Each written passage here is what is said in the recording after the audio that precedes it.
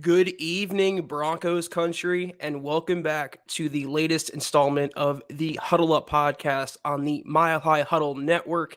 I am Zack Kelberman, as you can see, joining you once more for another podcast. Chad is unavailable as he's on vacation, and Scott has a family obligation that he is attending to, and it's a good thing. He's at his son's baseball game, and I believe his son advanced to the next round. Where I won't spoil it for any BFB podcast fans. I believe his son's team, will be facing Champ Bailey's team. You'll have to ask Scott, but that's the scuttlebutt with him. It's just me tonight. Solo podcast. I'm going to let it breathe for a few minutes, as we like to say on these podcasts, and wait for the numbers to go up and wait for some of y'all to get in the room with me this evening. I understand, guys, it's a holiday. Happy Father's Day, first and foremost. Any fathers tuning into the podcast, I miss my dad every single day. His birthday was actually Friday, and Father's Day is today. So it's not been an easy weekend, but I hope y'all have had a great Father's Day and had a good weekend as well.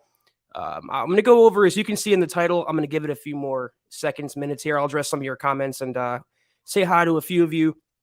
But Russell Wilson and Nathaniel Hackett, Broncos quarterback and head coach, obviously, were named among the top 10 in two respective lists that I'm going to break down. But we got Dylan in the house. What's up, Dylan? Appreciate you moderating, as you always do, on a holiday edition of the podcast. Appreciate you. What's up?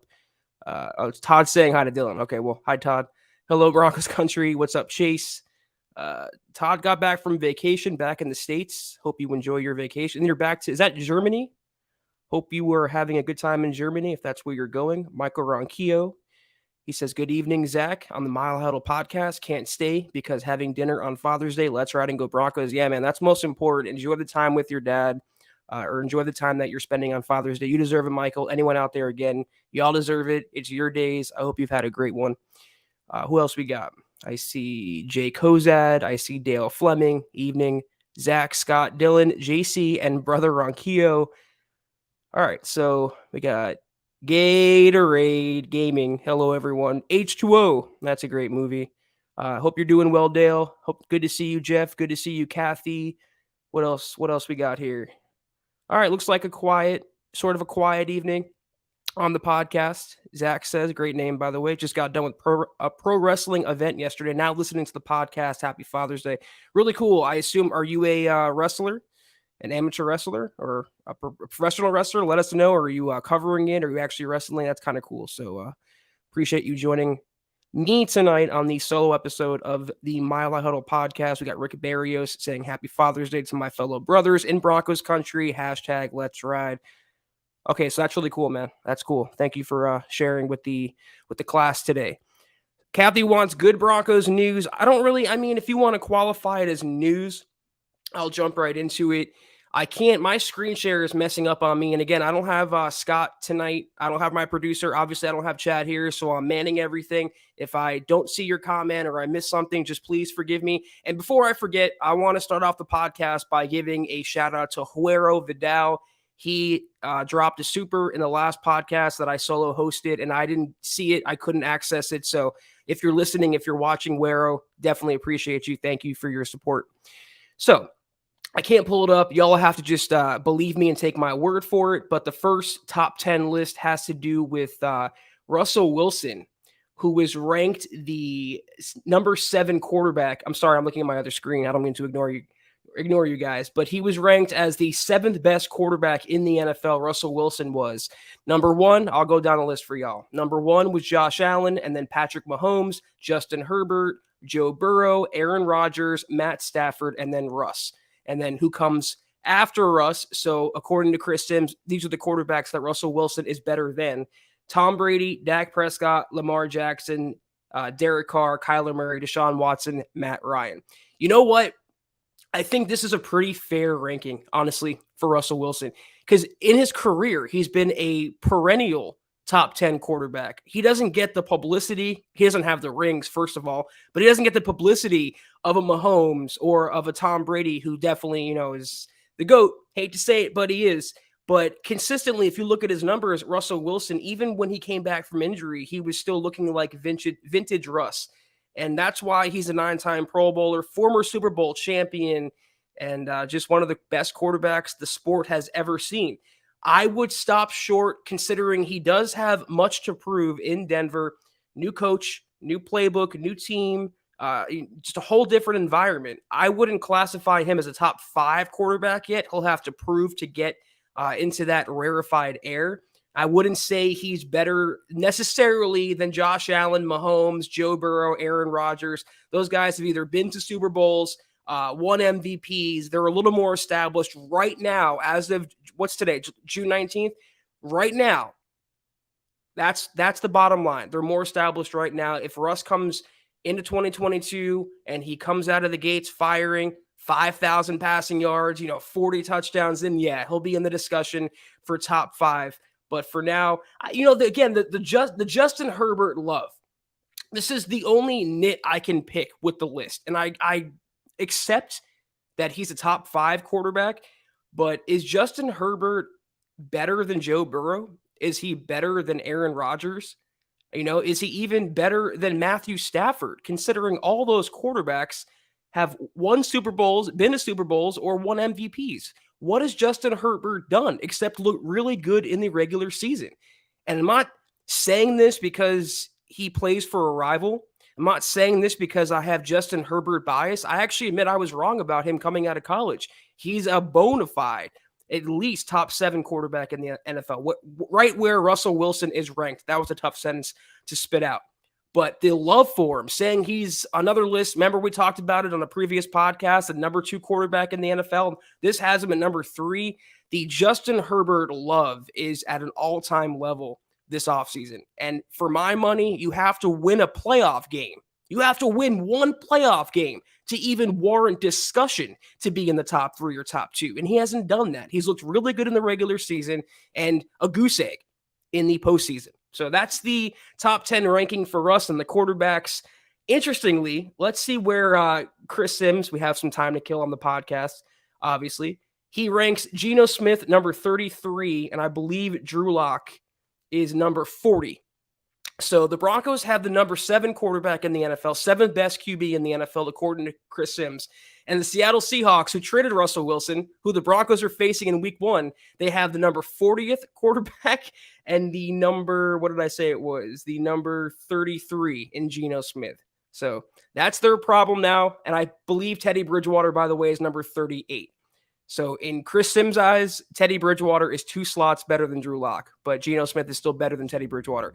Make of that what you will about the 2021 Broncos, guys. I am so glad we are not there anymore. And in fact, when I see these lists, I don't put too much stock into them. You guys know me. I don't really care what anyone has to say. A national media member, all these hot take artists, Pro Football Focus, anything, all these outlets, I do not care. It's off-season fodder. But I do love, we have these conversations, we have these podcasts, and when I see a quarterback ranked in the top 10, and the quarterback in parentheses has DEN next to him, he's the Broncos quarterback. It feels so good. It feels as good as it felt the first second I realized Russell Wilson was coming to Denver. He was the new Broncos quarterback. It's so nice to have this discussion where we're talking about a top 10 quarterback, maybe pushing top 5 if he has a solid season. He plays for the Broncos. And the Broncos opponents now have the number, 33 or 40 quarterbacks. So I'm just happy we're not there anymore. I'm so happy we're not wandering that quarterback desert. It's another team's problem now. And I will celebrate Russell Wilson, if only for that, if only because we're not in quarterback hell anymore. We're not wandering that desert. We are hydrated, baby. And we have a top 7 guy at the controls. So I agree with that. From Chris Sims, no bias, fully objective. And I also allow, listen, if he struggles, Wilson, or God forbid gets injured, I would allow a slide down. I can definitely see, like Dak Prescott, for example, if he finally realizes his ceiling in Dallas, maybe he leapfrogs up a few spots. But just ranking him 7 right now, I thought was pretty fair. And it feels damn good once again to have a Broncos quarterback at that spot. The second list, we wrote about it. Luke Patterson had an article for MileHighHuddle.com about a list from Bucky Brooks of NFL.com. And again, I wish I can pull it up for you guys. It's not working for me right now, my screen share, so just take my word for it. Brooks ranked Hackett in the top 10 among new NFL head coaches, and he ranked him, if it'll load for me, and it just, the sound just scared the hell out of me because it went off. He's ranked number 4 among new NFL head coaches. I'll give you the list. Number 1 is Todd Bowles. Number 2 is Josh McDaniels. Okay, we're going to have a little fun on this podcast. Y'all want to see me rant? Bucky Brooks provided that content for me this evening. Dennis Allen, number 3. Hackett, number 4. Mike McDaniel in Miami, number 5. Kevin O'Connell, who I like a lot. I think the Vikings made a good hire. At number 6. Number 7 is Brian Daboll. I liked him a lot too. Number 8 is Doug Peterson in Jacksonville. Number 9 is Matt Eberflus. I don't know if I'm butchering that or not. I do not care. In Chicago, number 9. And number 10 is Lovie Smith. Poor Lovie Smith in Houston. He's the 10th best rookie head coach. So, it's a fair spot for Hackett. And what kind of list is this? We're ranking new NFL coaches for what reason? For what does that serve? They haven't coached a down of football with their new team yet. What do these rankings even mean? This is what I'm talking about. It's pure fodder. It doesn't matter. Anyone who tuned into the last podcast, it doesn't matter about field day and top 10, rookie head coach lists do not matter. But for the sake of conversation, because it is the Mile High Huddle podcast, we will address it. Todd Bowles, listen, he's taking over Super Bowl contender, the Tom Brady show. I understand that. He was handpicked by Bruce Arians. I get that. McDaniels, though? McDaniels, and Jeff, you're right, for clicks, for sure. These are all for clicks. And listen, when you're in the media business, it hits June 19th until training camp starts. It gets tough to get those clicks. That's all I'm going to say. It's not easy, and you got to do what you got to do. You got to scrape, and you got to grind. And I understand Brooks from that aspect making this list, but it just doesn't matter. I mean, this list will not matter the first snap of week 1. So make of it what you will. I just don't understand McDaniels at number 2. Based on what? Based on what? Based on his past as the Broncos head coach? Is that how we're ranking? Because I put him below Lovie Smith, if that was the case. Based on what? What he's inheriting in Vegas, a team that hasn't won a playoff game in 2 decades. 2002 was the last time that happened. I'm a guy who's burned bridges around the NFL. He ran off on the Colts. He has some personality issues and conflicts and concerns. I just don't understand the allure of Josh McDaniels, if only because he coached Tom Brady and he worked aside Bill Belichick. I think he's personally going to flounder. I honestly think, no BS, guys. I recognize the Raiders have a pretty decent team. Honestly, their personnel on the field is pretty top notch, especially on offense. They have some players there. But you expect him to come in and right that ship, a franchise that's in perpetual turmoil, not far from the Washington Commanders. And he's going to come in there and get them back to the postseason, get them back to the glory land. I don't see it happening. I don't see it happening. Maybe that's my bias. Maybe that's our bias because he coached the Broncos, but it's all name recognition. Josh McDaniels has a lot higher name recognition than Nathaniel Hackett. But, you scroll up the list and then Dennis Allen, number 3. I mean, as a DC, Dennis Allen is freaking great. He really is. He's a great defensive coordinator, great defensive mind. I love the way he runs his defense, but he was handpicked. Sean Payton didn't want to do it anymore. Here, Dennis, it's your team. They didn't want to hire another coach. So I don't understand, based on the structure of their roster too, they have a really solid defense because of Dennis Allen, but what does that offense look like? Is Jameis Winston their quarterback? I mean, they have a decent receiver room. They have Chris Olave, I believe, and Michael Thomas and Alvin Kamara. They have some weapons, but I don't know that I would rank him number 3. I'd probably objectively put Nathaniel Hackett above both McDaniels and Dennis Allen, but both of them have name recognition, and Nathaniel Hackett is a relative. I don't know. I don't want to say no one, but he's not as popular. He's not as well known in league circles as McDaniels and Dennis Allen. So that's why he's ranked where he is. Again, though, I don't really care. I would even argue the upside coaches like Kevin O'Connell, Mike McDaniel, they belong higher on the list because we haven't seen what they can do yet. We haven't seen them. It could be their ceiling is so high, but McDaniel's floor is pretty low based on what he did in Denver. So I'm not going to waste too much time. I want to catch up on some of these comments here. I don't want to lose them because, again, it is just me tonight with both Chad and Scott MIA dealing with vacations and their kids' baseball games. What bad people, not podcasting with me tonight. Gotta love it. Hope they're having a great time. But we got K-Hop coming in. Zach, Broncos over under 26.9 points per game. That is a super specific number, K-Hop.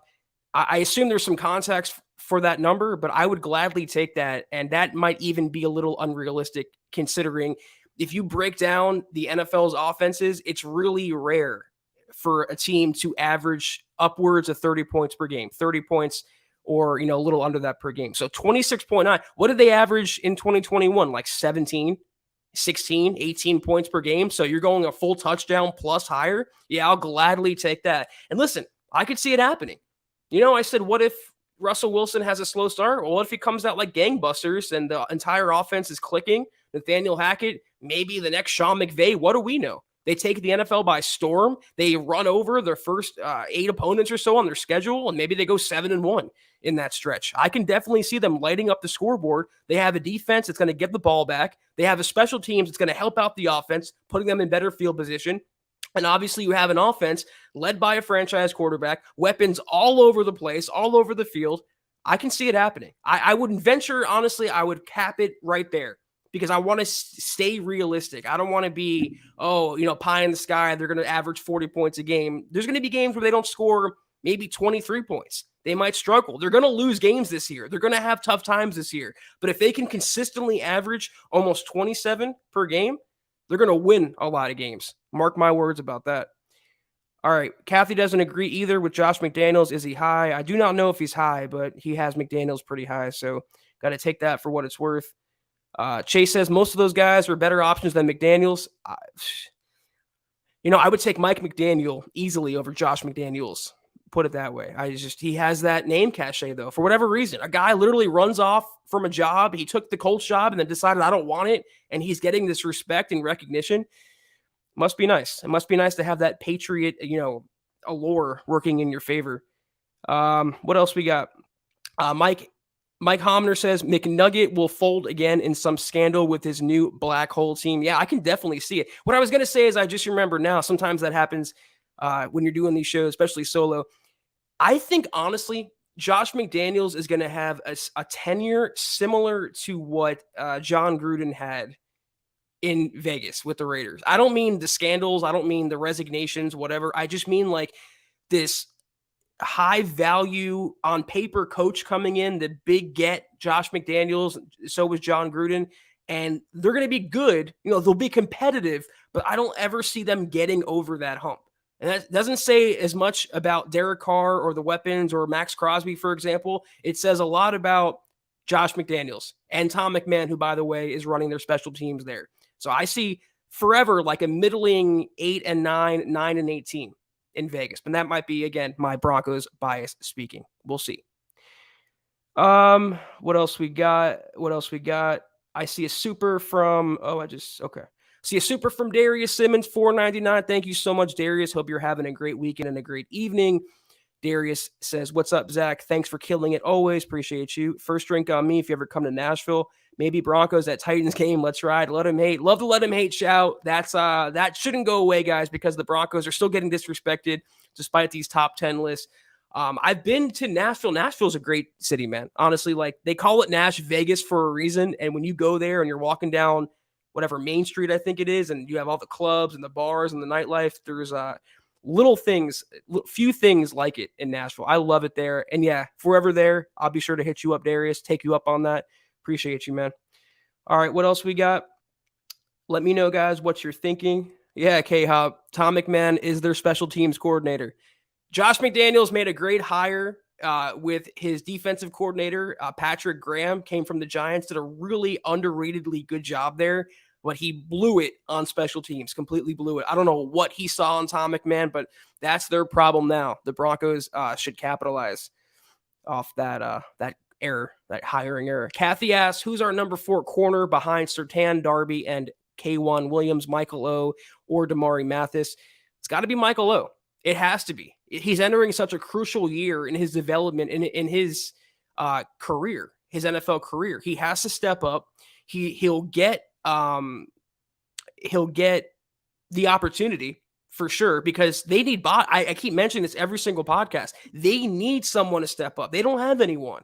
Asang Bassi, Fayon Hicks, these aren't long-term players in my view. They're holdover, get you by kind of players. Michael O has the potential to be what Brennan Langley and Isaac Yiadom weren't as third-round Broncos cornerback draft picks, which is a long-term contributor, if not starter. So he definitely has the potential. He's gotten complimented from everyone from Nathaniel Hackett to Patrick Surtain. He's having a good offseason. He just has to put it all together, stay consistent, stay healthy, get on the field and make plays, and the rest will take care of itself. But right now, the Broncos play a game tomorrow. Michael O is the number 4 corner. We'll see if that pans out. All right. What else? Let me know, guys. Joseph says, happy Father's Day to all the dads out there. God bless. Go Broncos. Yeah, again, happy Father's Day to anyone tuning in or not tuning in tonight and listening tomorrow. Hope you're having a great weekend, great Father's Day. Yeah, I figure, I don't know why I thought it was Main Street. Broadway is the main part, but yeah, it's dope. I love being there. It's awesome city. All right. It could be a bit of a shorter podcast tonight, guys. I see it's not that lively, and I don't blame y'all. It's a nice day out. It's Father's Day. I don't blame you for not tuning into a Broncos podcast in the dead of the offseason now or until training camp. So any questions you guys have, comments, debate, anything, concerns, considerations, fire them in, and I will address them for sure. Let's see. K-Hop says, if that's true, Montreal, Washington, or whoever is a returner gets a TD in one of those games. Yeah, for sure. That's the beauty about playing Tom McMahon twice a year now, is that they know, the Broncos do, his weaknesses. And his weaknesses are pretty much everything. He's so bad at every aspect of his job that I cannot wait for him to be hindering another team and by association helping the Broncos out. I'm excited, honestly, for Montreal in general. I really am. Regardless of playing against McMahon, he's going to be everything Isaiah McKenzie wasn't on specials and on offense. He's a jitterbug. He's a game breaker. He has speed for days. Except for KJ Hamler, the Broncos don't have many receivers with that sheer speed, with that sheer ability. I can't wait to watch what Hackett and Dwayne Stukes does with Montreal. He's going to have a pretty sizable rookie season, I feel like. Casey Nickel, $5 super. Thank you so much, Casey, for joining in and contributing. Definitely appreciate you. Happy Father's Day to Daddy Walmart and George Payton for being the AFC's father for the foreseeable future.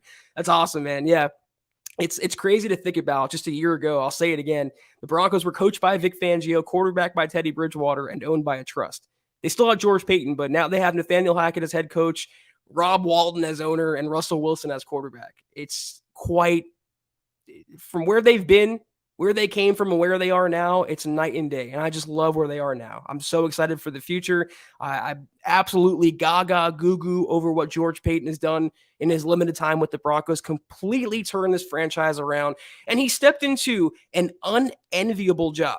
I mean, think about it from his point of view. Taking over for John Elway, Broncos legend, didn't have a quarterback, didn't have much of a roster, dealt with injury crap, dealt with I almost said, I could say it, forget it. Come after me, Algobots. COVID in 2020. And in a year later, after that, after the COVID season, he comes in and just cleans up shop and gets the Broncos back on the right track, swings a freaking massive trade for Russell Wilson. Gotta love George Payton, what he's doing. But yeah, father of the year for the foreseeable future. I like that a lot. All right. Sinji says, do the Broncos have to wait 3 days before full pads and training camp? I believe that's still the rule. Yeah, I believe that's still the case. I hate the contactless, padless practices now. It just takes the element of football out of practice. I was a proponent of 2-a-days. And I understand the injury, concussions and CTE and all that stuff behind it, but football is a brutal sport. And if you're practicing and getting better at it, then you're going to be a better team for it. So I believe that's still the case. And I might as well cover it now. We didn't talk about it. It didn't come out yet, but it came out on Friday. The Broncos will start training camp on July 27th, and they will end camp on August 11th. And that August 11th practice will be a joint session against the Dallas Cowboys 2 days before the Broncos take on the Cowboys at Empower Field at Mile High Stadium. So that's the training camp schedule. 14 practices, fully open to the public. They'll be signing autographs again for the first time since pre-pandemic. It's back in full force. Training camp starts July 27th. So if you want to get out there and check out the Broncos, those are the dates to do so. They have Sundays off, so plan accordingly. All right. DeAndre Witherspoon. Good to see you, DeAndre. Thank you for chiming in tonight. He asked, do you think the Broncos win the AFC West this year? It's possible. I'm not going to say it's impossible because it's possible. They have the firepower now. If they can go toe-to-toe with Kansas City in some games under Fangio and Locke, Bridgewater, etc., they can do it under Hackett, Wilson, etc.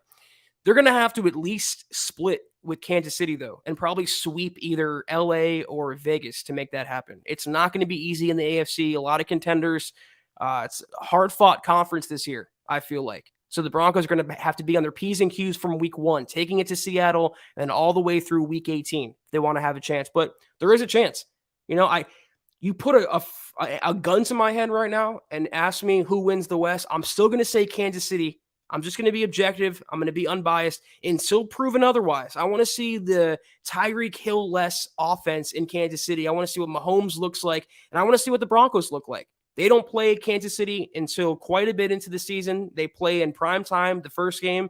We'll know way before then, though, what the Chiefs look like and what the Broncos are made of. And I'll have much more of an answer by then, obviously. But right now, I'm not going to say it's probable or likely, but I will say it's possible. And that's a hell of a lot better than where it's been the last 5 years. All right. What else? What else we got? David Crespin says 5-1 in the West, I predict. Yeah, that's pretty accurate. That's what they're going to have to be for the most part, I think, if they want to win the West, because all those teams, I clown on McDaniels, but they're going to be competitive. Like I said, they're going to be a thorn in the sides of Vegas, Denver, and the Chargers. I'm sorry, the Chargers and the Broncos and the Chiefs. I don't know why I said Vegas. But yeah, they're going to have to go 5-1. They're going to have to, again, either sweep one of those teams. I could see them sweeping the Raiders. I can see them sweeping the Chargers, honestly, and splitting with Kansas City. So if they do that, they'll have a chance. They're going to have to go to win the West probably at minimum 12-5. 12-5. I think 13-4 can get it done, but 12-5 is going to be the absolute bare minimum for the Broncos to have a shot in the West. And again, that's doable. That's doable. With the players they have, the coaches they have, the energy in the building, the reinvigoration, the relevancy again that they have, it's doable. Speaking of the West, I think this is an AFC West podcast now. Julian Zinn says AFC West rankings: Broncos 1 at 12-5, Raiders 2 at 11-6, the Chargers at 3 at 10-7, and the Chiefs at 4 at 9-8. Julian, you had me until I saw Kansas City at 9-8. I don't know. It's so tough to predict a step back. Talk about Tyreek Hill, talk about the players they lost on defense, this and that. The NFL figured out Patrick Mahomes, but he's still Patrick Mahomes. And they still have Andy Reid. I cannot see the Chiefs going 9-8 unless Mahomes gets injured. That's the only way. I can see the Raiders going 9-8. I can maybe see the Chargers going 9-8. I don't see the Broncos going 9-8 with the schedule they have. And I unfortunately don't see Kansas City going 9-8. We'll see what happens. 12-5 for the Broncos, I would be perfectly happy with that. I would be head over heels, literally doing cartwheels. All right, what else? K-Hop's holding down the podcast tonight. K-Hop, you're coming in clutch, bro. Appreciate you. Zach, what was your gut feeling when Rodgers made his decision? I know that there were mixed emotions that day. Yeah, for me especially. I kind of ate some massive crow. I put my foot in my mouth because right after the Rodgers decision, which I was, we all thought he was going back to Green Bay anyway. I was starting to lose hope well before that when it became apparent that he was kind of playing the media, playing Green Bay, and kind of, not kind of, fully playing the Broncos, leveraging them against Green Bay. So I wasn't surprised. It was, a little deflating because your second thought is, okay, plan B is Drew Lock or Malik Willis or what, some holdover fill-in quarterback for another season. I did not want that. And I would rather have, I was at that point, if you want I'm trying to take you back at that moment. When I heard about Rodgers, my second thought was, okay, let's go get Malik Willis.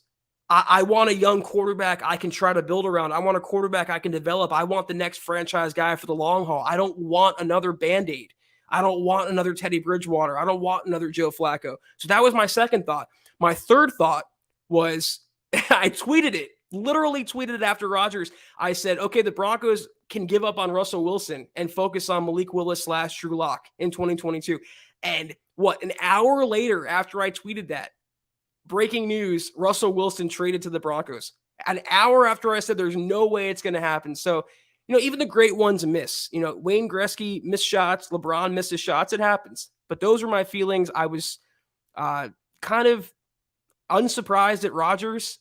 I was definitely surprised at Russell Wilson, though. That was I'll never forget that. You'll never forget where you were when you heard about Russell Wilson. How about y'all, though? How about you, K-Hop? How about everyone in the chat tonight? How did you feel about Aaron Rodgers, his decision, and then subsequently Russell Wilson, that bombshell news? What a day. What a day that was. We got Albert Knoppers in the building. Hello, Zach and Broncos country. Good to see you, Albert. Hope you're having a good weekend. Hope you're having a good Father's Day. Casey says, I came unglued. Yeah, didn't we all? Didn't think it was going to happen, and then they trade for him, and it's like, wow, we got Russell Wilson. Russell Wilson's the Broncos quarterback. And even now, just what I said earlier about the list, just to see Russell Wilson's name and then BEN next to him, or Broncos quarterback Russell Wilson. I think the next day after the trade, I went on NFL.com on his player page, Russell Wilson, and it said Denver Broncos. And I was like, what is this? Is this a dream? Do I have to pinch myself? Because I'm definitely dreaming. There's no way this is real. And I still feel that way. He's been practicing in Denver for months now. The trade is long official. It's not really huge news anymore, but still, I can't believe it. After what they've been through at quarterback, and then to solve that in one fell swoop, and to get Russell Wilson, and not even to give up that much for him, to win the trade on top of that. Just George Payton being George Payton, man. He's definitely goated. Dale says he was stunned that day, then ecstatic. Yeah, I think we all were. I mean, I wasn't stunned so much again because I figured A-Rod would go back to Green Bay, but then to follow that up with Russell Wilson, that blockbuster, I was like aghast. What else? Yeah, let's talk about for 1 second. I'm not a huge hockey guy, but I will acknowledge the Avalanche are 2 games away, guys, from hoisting the Stanley Cup and making Denver the city of champions again. Who knows? First the Avs, then the Broncos. But yeah, they won last night, dominating. I think it was 7-0. So good to see that. Good to see for the city and Avs fans for sure. Venom Seeker. Zach, do you think the excitement was greater when we found out Manning or Wilson was coming to Denver? Wow, that's a great question. You got to figure Peyton, right? I mean, the Broncos were counted out of that sweepstakes. It seemed like the Titans were in, and then the Dolphins and Stephen Ross was flying around the country trying to get Peyton Manning, and then the Broncos swooped in there. John Elway made a sell, and that was that. He is, again, you have to boil it down to like, who's the better quarterback? Who is the better quarterback in NFL history? And I love Russ. I'm so excited that he's the Broncos quarterback now, but I'm taking Peyton. It's not even close. Peyton Manning versus Russell Wilson is not even close. It's Peyton Manning all day. So that trade and what we know now, years later in hindsight, it reshaped not only Broncos history, but NFL history. It remains to be seen if Russell Wilson will do the same. I think he will, but you got to go, at least for right now, the excitement and the overall shock and the overall wow factor, in my mind, was with PFM. Jay said he was relieved and excited when I heard we got Russell. Yeah, relieved. I guess you didn't want A-Rod then if you were relieved. And I understand, he's older. He has the baggage, attitude, whatever. I am just ecstatic. The Broncos have a quarterback that's 33 years old, all into football, great in the locker room, great in the community. So it still leaves me speechless that even happened. I can't believe Peyton pulled that off and actually traded for Russell Wilson. What a great year this has been so far. And the best, guys, the best is yet to come. That's what's so great. We haven't seen nothing yet. All right, what else? Casey says Manning is transcendent. Wilson has a little more to prove now. Everyone has said Denver is a quarterback away. I am very excited to see how this plays out. Yeah, I mean, Manning's Peyton Manning. There's Tom Brady has his tier. Peyton Manning has his tier. Montana has his tier. And then there's like everybody else. And the next tier, there's still great all-time quarterbacks like Russell Wilson, but they're not in that top tier. They're just not. But they're both great in their own regard. All right, I'm going to scroll through some of the comments here. We're at 34 minutes. Again, this might be a little shorter. I should have Scott back co-hosting with me tomorrow for the Huddle Up podcast. Oh, I messed up. That's the first time. Hopefully, it's the last time. It's the Mile High Huddle podcast, no longer a Huddle Up podcast, but I'll be back on tomorrow. So maybe a longer podcast tomorrow night, but we're going to keep it maybe short tonight. But we got Andrew saying, sup, Zach and my fam. I am a rah-rah fan, but where is Russ going to struggle? I guess you mean you're more on the homer side, which I totally get, especially now with Russell Wilson and Hackett and everybody else. Where is Russ going to struggle? Well, he has to prove that, we haven't seen the best Russell Wilson yet, that his prime has not passed him. He has to prove he can learn the new playbook, master the offense, and carry the weight of the franchise on his shoulders. It's not on Rob Walton's shoulders or George Payton's shoulders. It's Russell Wilson's shoulders. He is the guy now. He's the face of the franchise. It's a lot of pressure. He did it in Seattle, but can he do it in another city for another team? I don't think he's going to struggle there. But also, how is he going to use these weapons? Will he use these weapons? Will he involve all of them? Is it too many cooks in the kitchen? Is it too much? Too many weapons? That could be a thing. If he gets rapport with one receiver and is forced to divvy it up, that can hurt his rapport with that one receiver. So I'm not going to predict where he's going to struggle. On a physical level, I want to see him be fully over the mallet finger injury and have that not impact his passes. It hasn't in OTAs or minicamp. He was throwing moon balls out there, just beautiful passes. The only area I think is like a mental, psychological struggle to be the face of the franchise, to learn a new playbook, to be the man in the locker room, and to be counted on for 18 weeks to get the Broncos not only back to the playoffs, but a winning record. The Broncos have so many hills to climb to get back to the mountaintop, and he's going to be the one Sherpa-ing them along the steps to the very top if they get there. So it's more of a mental thing for Russ than a physical thing. I think he's going to be A-okay, though. Again, 11-6, 12-5 should be the Broncos' record this year. And considering what they have had the last couple of years, we would all sign up for that. All of us. All right. What else? What else do we got, guys? Let me know. Get your comments in, get your questions in, get your supers in if you so choose. No pressure to do that at all. David Crespin says, you guys going to be in training camp? Yeah, we plan to have one of us out there. I was hoping to get out there. I think Luke's going to try to get out there. We will for sure have a presence at training camp this year, fully open to the public. Once again, open to the, obviously the covering media. But yeah, we're going to try to get out there and make MHH known around Dove Valley. What else do we got? Mike S. says, rooting for the Avs, Lightning are cheaters and won enough times the last 2 years. Yeah, again, I'm not into hockey enough to really know if the Lightning are cheaters. Sounds like they're like the Patriots of the NHL, but I will be happy if the Avalanche pull that out for sure. Lawrence, I appreciate the stars, man. Definitely appreciate that. Thank you. Jay Kozad says, we were at the bottom of the NFL food chain last year. Now we're maxed out on national games. Yeah, I mean, even preseason games, they're all televised nationally on NFL Network. So that's the beauty of having a franchise quarterback. It seems like all your problems get fixed. And I was, I always grew up and my mom always told me for anything, anything, all it takes is money for the most part. Not happiness, but all it takes if you want something better, you want better food, so you buy a better oven. You want cleaner dishes, so you buy a better dishwasher. All it takes is money. And in the NFL, all it takes is a quarterback and money to get that quarterback, but a franchise quarterback. When you have that guy, everything else falls into place. It's like magic, isn't it? The Broncos were irrelevant. Nobody cared. They were memes. They were jokes. They were written off. Now they have Russell Wilson, and suddenly he's a top 10 quarterback. Suddenly they have, 5 or 6 nationally televised games, televised in preseason nationally. It's great. That's the power of a franchise guy. So all praise be to George Payton. GLP, the legend in the building. Yo, Zach, I was shouting out for Wilson when everyone else was calling for Rodgers. I was ecstatic when I found out we got him. I wanted Hackett also. If it goes to blank, blame me. It's not going to go to blank, Gary. It's going to be a great marriage between Nathaniel Hackett and Russell Wilson. I mean, you couldn't ask for 2 more football-centric people leading the Broncos at those positions.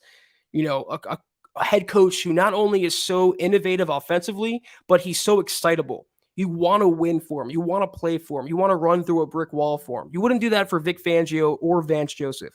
So to have that guy leading the charge, being the head coach, being a complete leader of men, God willing, that's exciting. And obviously Russell Wilson, to have a guy who lives and breathes and eats football 24/7, is so committed and already embraced the Broncos and the city of Denver. It's beautiful, man. So I don't think it's going to go to crap. It's going to go to gold, as far as I know, as far as I believe.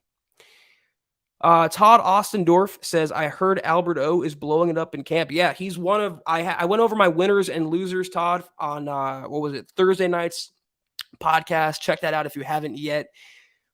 He's definitely one of the biggest risers. He might be the biggest riser on offense, is Albert O. He had a tremendous offseason. He was featured because Dulcich was out with injuries, and so was Eric Tomlinson. So he got the lion's share first team reps, and he took advantage of it. And Nathaniel Hackett's bringing tight end plays back to the playbook, and not just stupid plays, not wastes of plays, actual tight end involvement, pushing the tight end down the seam, getting the ball in their hands in space. And you get the ball in Alberto's hands, good things can happen. He is a mismatch. He is a playmaker. And him and Russell Wilson have really good chemistry so far. So I'm really excited for Alberto. He's gotten a bum rap.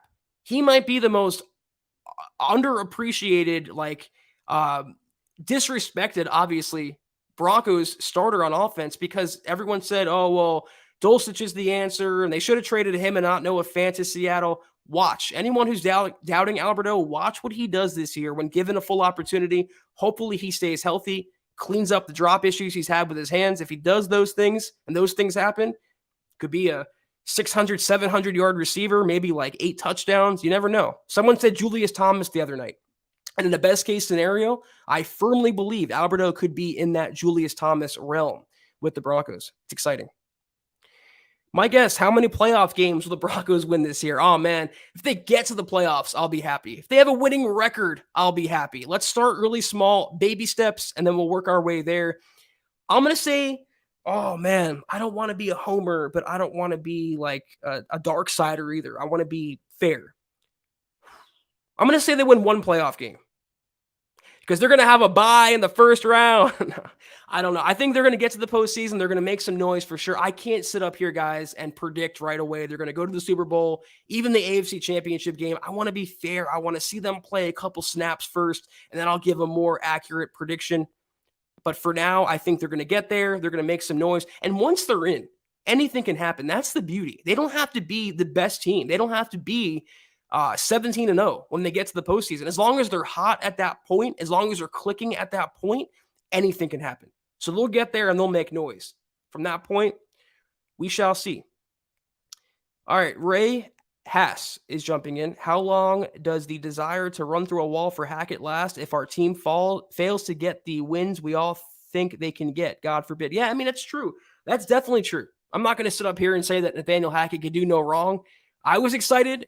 I pounded the table, guys, for Vic Fangio before he was hired as head coach. I wanted him. I thought he can be the galvanizing presence on this team, and it just wasn't to be. So we don't know, and that's why I'm saying I can't sit up here and predict the Broncos winning all these playoff games or MVPs or this and that, because we don't know what they're going to look like. Anything can happen.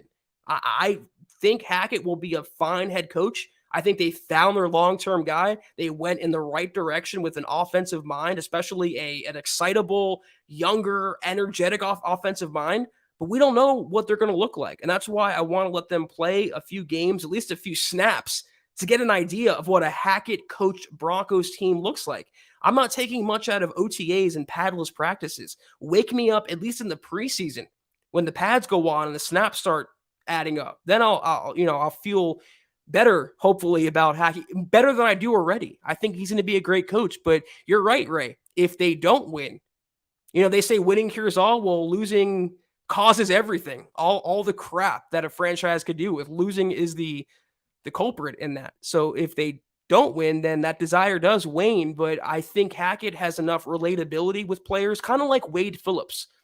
He wasn't even an older guy, but he had a way of relating to every player of every background. And I think Hackett has that same characteristic, that same personality trait. And when you have that, you can galvanize and lead a team even in tough times. Adversity makes champions. Adversity is good for a football team. So in a sense, it's going to happen. They're not going to go undefeated. In a sense, I'm looking forward to when the Broncos lose their first game, how they respond the next game. how Hackett responds as a coach, what he says in his press conference after they lose, not just when they win. So you're absolutely right, Ray. If they don't win, they're not going to run. That whole narrative will be a thing of the past. But if they do win, then Hackett's going to be the toast of the town, as he should be. All right. What else? All right, Tommy, like you've been warned about plugging other podcasts that we haven't greenlit. So if you do it again, we're going to have to put you in a long-term permanent timeout. So something to keep in mind. This is the Huddle Up podcast. We're not really a realm for advertising other shows and products that we haven't personally reviewed. But we have Sam Bam hopping in. Definitely appreciate you, Sam. So consistent every single night. A legend in your own right. $10 super. Thank you so much. Sup, Zack Kelberman. Love your content on the MHH podcast. Go Broncos. Thank you so much, Sam. Definitely appreciate that. It's so fun to get on here and talk with you guys about the Broncos. I can do this in my sleep with one eye open, whatever. I can always talk Broncos, and it's so fun to get this personal one-on-one time with you and rant and rave and go crazy. It's always a good time. So definitely appreciate you, Sam, and everyone else tuning in with me tonight. That's pretty funny, K-Hub. Kelberman Street, better than Kelberman's Corner. Yeah, we're going to bring that back. We're trying to bring that back to Facebook or some platform. We're trying to get that going again, but Chad being on vacation kind of delayed things a little bit. So appreciate the comment. Nonetheless, K-Hub. I saw a comment I wanted to take real quick. Let me just take a drink. That's the thing about not having a co-host. It's awkward when you drink when you're alone, when you're on these podcasts because you don't want any dead air. So it is what it is. Todd Moyer says, Todd Moyer, excuse me. Great job holding down the fort, Zach. Appreciate you, Todd, for sure. Here, this is the comment. Ray is kind of a skeptic, and I can appreciate that, Ray. Ray says, I am insanely sketchy of our offensive line, and for good reason. You should be. I like, for as much as I could, I like Garrett Bowles, left tackle. I like Quinn Miners at right guard. But beyond that, what do they have? Who do they have? Who are the starters? Billy Turner at right tackle. I mean, Dalton Reisner at left guard and Cushenberry at center. That's the projection right now. And who do you really get excited about among that group? Maybe Bowles, maybe Miners. I'm scared. I'm sketched out by Billy Turner. I think if there's any mistake the Broncos made this year, if there's one blemish on George Payton's resume and Nathaniel Hackett's resume so far in their young Broncos tenures, it's the right tackle spot. Not having a better option than Billy Turner, not drafting one, again, ignoring that position and hoping Calvin Anderson, Billy Turner, and Tom Compton can be the sum of their parts at right tackle when you're protecting Russell Wilson, the same quarterback that freaked out, rightfully so, about getting hit in Seattle. Then you trade for him, give up all those draft picks, players, and you're going to have to pay him. And you're going to have Billy Turner at right tackle and his backup being Tom Compton and Calvin Anderson. I don't know. That's where I felt the Broncos made a mistake not fortifying that spot in the draft. They had opportunities to take a high-rated tackle where they took some other players. I hope it doesn't come back to bite them, but we'll see how that pans out. I do like the upside, though. The floor for Reisner and Cushenberry is pretty low, quite honestly, but the ceiling could be high under Butch Berry, and they've gotten massive praise, both of them, from Nathaniel Hackett. They look really good in this wide zone system. They're athletic. They can run more. It suits their skill set, but you don't see many Pro Bowlers on paper right now on the Broncos O-line, so I definitely feel you on that, Ray. Quentin Thomas asks, good to see you, Quentin. Is Caden Stearns getting more snaps? He should be a starter soon. It's still K-Jack's position when he's there, and he returned for mandatory minicamp. He actually returned for voluntary OTAs. He was attending his daughter's graduation, so can't hold that against him. It seems like it's K-Jack's spot opposite Simmons. That's the Broncos safeties. And I don't think it's the long-term plan, but the short-term, that's the goal. Stearns is the number one guy off the bench, though, and Quentin, I'm with you. He should be a starter and potential star soon. Big fan of Caden Stearns, what he brings to the table, what he does in coverage, leaps and bounds better than Kareem Jackson. But Jackson has that veteran leadership. He's good against the run. The players love him. The coaches love him. It's just a seniority thing right now. But Stearns will be utilized, and I think Ejiro Evero being a former secondary coach, that will help Caden Stearns' development that much more. It's only a matter of time, barring another safety coming through the Broncos' gates. before Caden Stearns is the long-term starter. I think he's the long-term answer. I hope anyway. We'll see. All right, my guess, will Cushenberry or Glasgow be the starting center? I don't see how Glasgow gets it. I don't see how he beats out Cushenberry. Glasgow's still recovering from a broken ankle and ligament damage in his leg or knee, whatever it was last year. It was an ugly injury. And credit to Glasgow, he's rehabbing, he's attacking his recovery, he's being a good teammate right now. He's at practice or participating lightly in practice, but he's not in there at center. And if you're not going to make a move now with the playbook being installed and the players getting continuity and chemistry down, Russell Wilson especially, that's your center you're talking about. That's the QB of the offensive line. You got to have a guy you're familiar with, and you want to have that guy from day one in the offseason, not day 50, day 60. That's what leads me to believe Glasgow returned for a reason. Everyone assumed that reason was to start. I don't see it. I think he'll be the top interior backup behind Cushenberry or Miners or Reisner. He's going to be the top guy behind the center or the guards. So for me right now, Mike, 100%, it's Cushenberry's job to lose.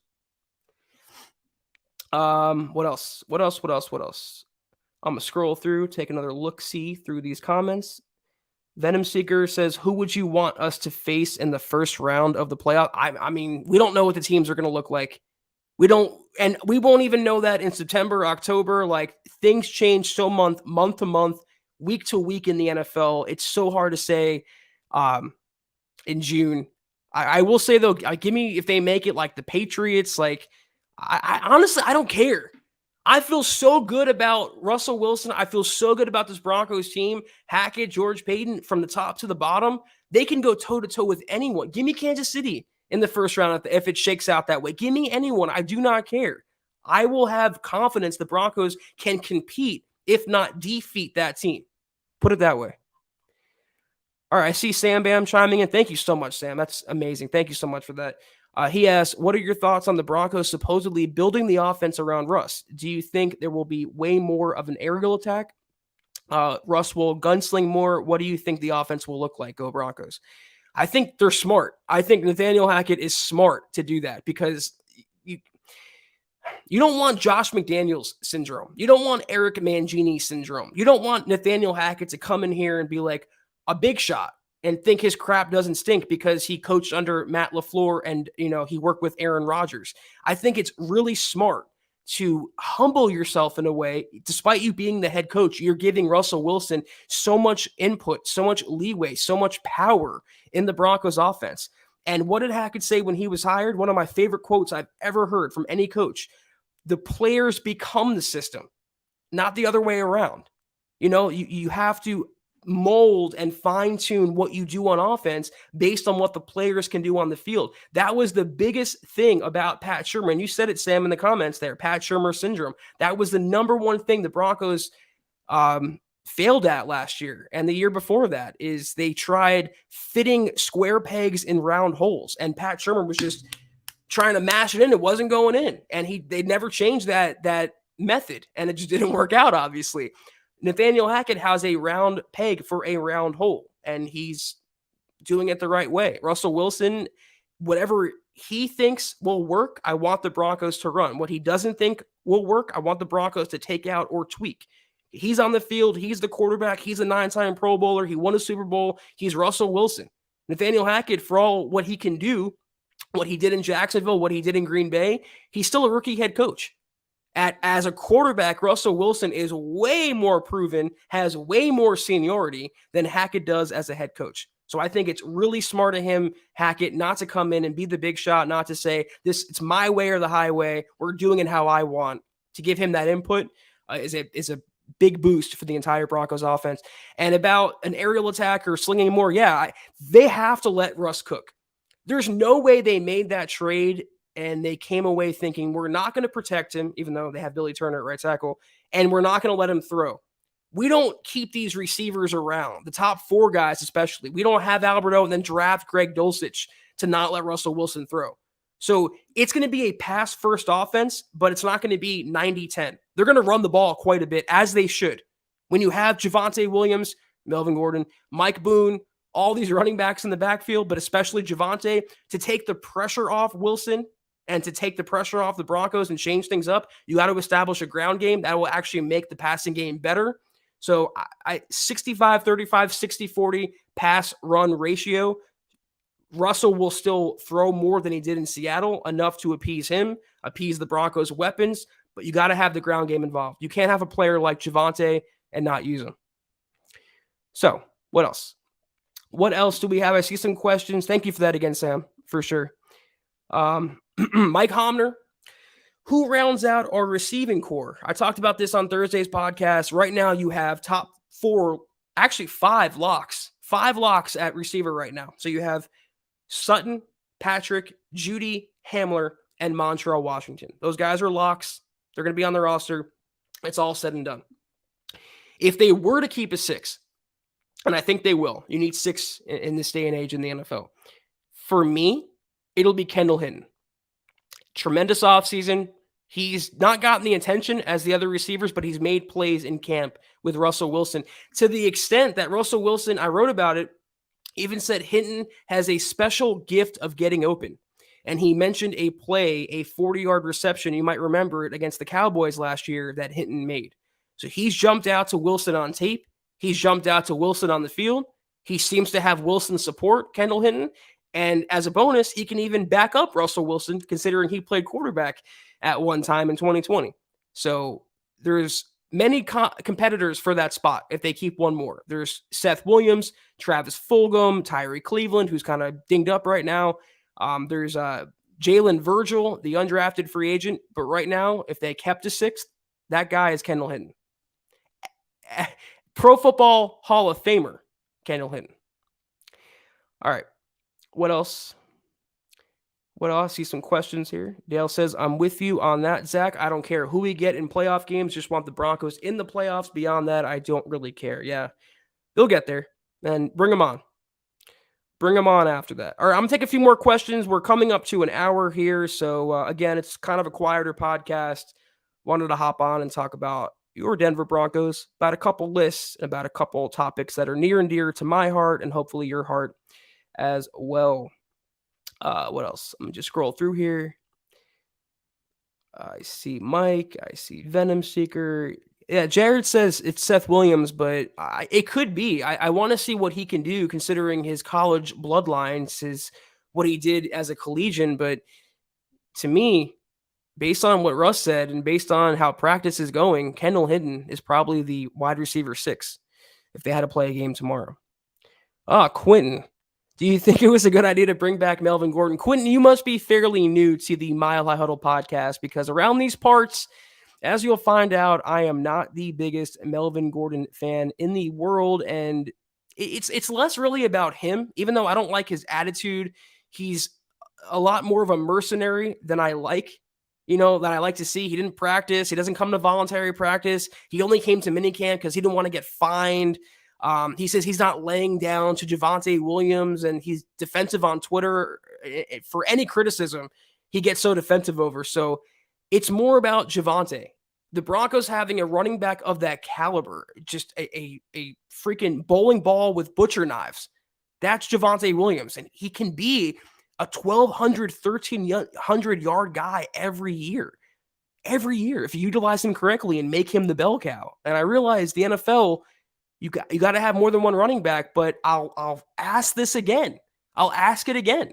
Does that running back have to be Melvin Gordon? Does it have to be a guy that wants to take reps away and fight who should be your RB1 in Pookie? I was perfectly fine with the Broncos having Mike Boone and maybe Demaria Crockett or a rookie running back backing up Javonte this year.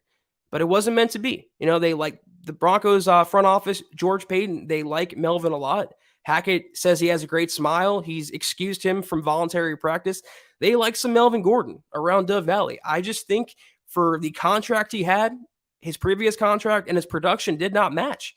Quentin, what most people don't know is that Javonte had more freaking receptions than Melvin Gordon did last year. And Melvin's supposed to be a superior pass catcher. That's his calling card. I just don't see the utility in having to have him, having to have Melvin Gordon. You can have any running back be your number 2 or be your 1B with Javonte. Does it have to be Melvin? I guess for another year. But I don't see, he says he's not going to lay down. I don't see Javonte laying down either. And I don't think the Broncos are going to be dumb enough to give it a 50-50 split like they did last year, literally right down the middle. They're going to at least 70-40 to Williams, and Melvin Gordon can soak up the other 40. That's how it should be. All right. What else? Yeah, David, I'm with you on that, man. The Broncos are wasting Mike Boone. It's surprising, too, because George Paton, that's his boy. He knew him in Minnesota. He brought him over after the Phillip Lindsay saga came to an end last year, and they just never utilized him. And I figured, okay, well, that's because of Pat Shurmur. That's because of Vic Fangio. They had no idea what they were doing, and I think Boone will get a better shot with a better head coach. Well, a better head coach comes in, a better offensive coordinator comes in, and Mike Boone is once again sold out in favor of Melvin Gordon. Tough break. From what we saw of Mike Boone last year, he was pretty good, pretty explosive. He plays specials. He can catch. He can pass block. He can run. He's a pretty decent RB2 to have on your team. And the Broncos just don't want to utilize him. So we'll see. Hopefully he makes the team because he's kind of an expensive RB3 now. I think he's plus $2 million in salary cap numbers. So see how Justin Outen and Nathaniel Hackett use him on offense this year. What else? Yeah, that doesn't qualify, Dale. I don't think my energy is the same as it was Thursday, but that was a mini rant. So take what you can get. I'm happy it's entertaining y'all still, for sure. Appreciate it. What else? K-Hop, man, you're just clutching it. We're gonna probably wind it down after these couple next comments. I want to just try to address everyone like I used to do on the old Facebook Lives. Anyone who remembers those. K-Hop says, "What if Boone takes the returner spot this year?" I mean, it could be kick returner if they want to make Montrell the punt returner. I hope just utilize him in some way. I don't care if it's on special teams or on offense. Just utilize Mike Boone. You're already paying him. You're paying him a pretty penny, a decent chunk of change. Utilize him. Take advantage of his speed, his playmaking ability, of which there is tangible evidence. You just use him. That's all I ask, please.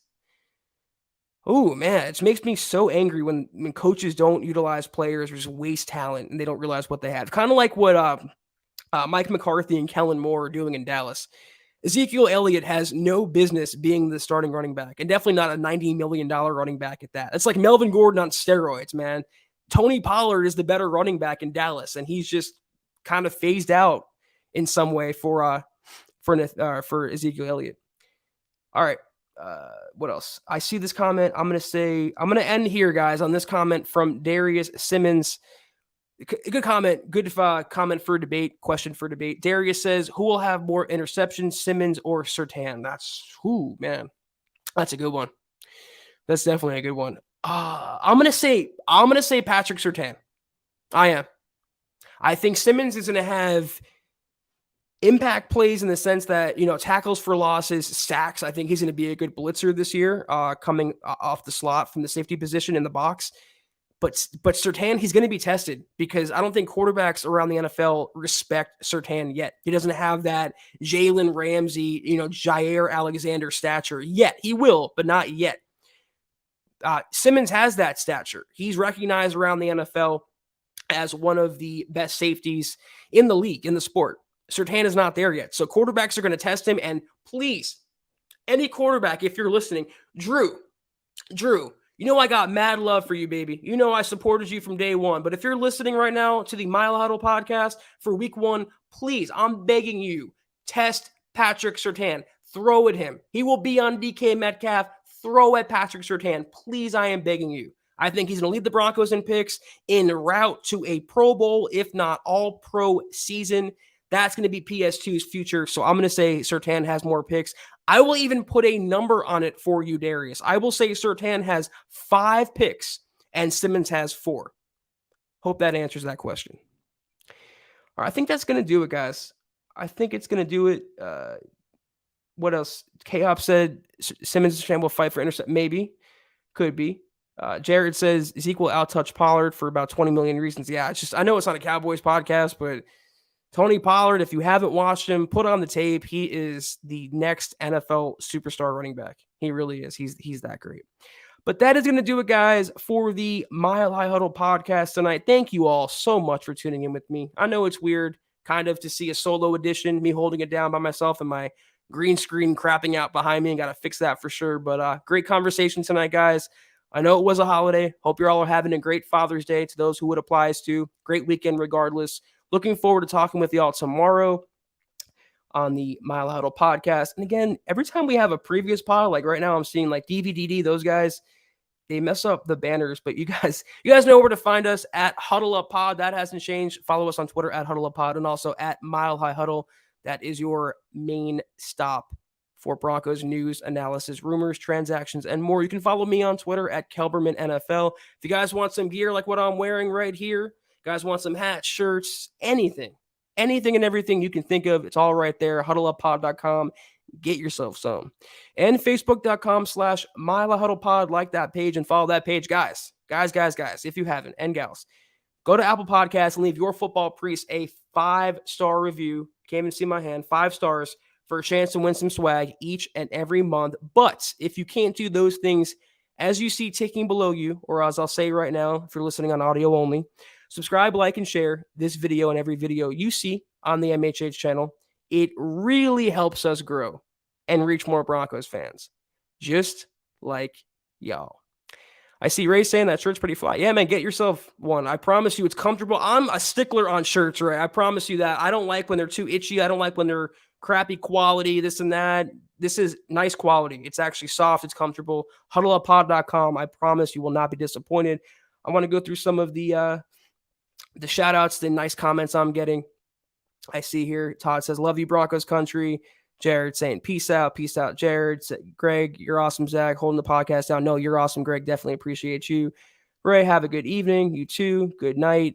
Jeff, appreciate you. Todd, Mike, definitely appreciate you, man. Thank you so much. Appreciate you, Dale. And we're still thinking of you. Hope you're doing well with what you're dealing with. And David, definitely appreciate you. Can't wait till late July. Yeah, man, we got to just count it down now. I don't even know how many days. I think it's, what would it be, like 37 days or whatever, 38 days until training camp. It's going to go pretty fast. We got to get through this like 6-week period. Then we'll be good. Preseason's around the corner after that. The NFL regular season. Cannot wait for the Broncos to get back in the building and for the season to start. Yeah, K-Hop. Listen to K-Hop, the MVP of the podcast tonight. We have a black trucker hat. I would pull it up, but I can't do it right now. It's at the store, huddleuppod.com. The black trucker hat is nice. I have one. Very comfortable, breathable. Good for the summer. Has holes in it, as a trucker hat would, so you can wear it and not have to worry about sweating. I hate when that happens. I don't know if y'all do too. Mike S., great show. Discussion was great, and questions also. Appreciate you, Mike. Darius, appreciate you. And I see Jared talking about algorithm. That's going to do it, though, guys. Have a great rest of your Sunday. Have a great start to your week tomorrow. We'll be back on tomorrow night, same time, same place, 6 o'clock Mountain, 8 o'clock Eastern. Until then, take care. And as always, go Broncos.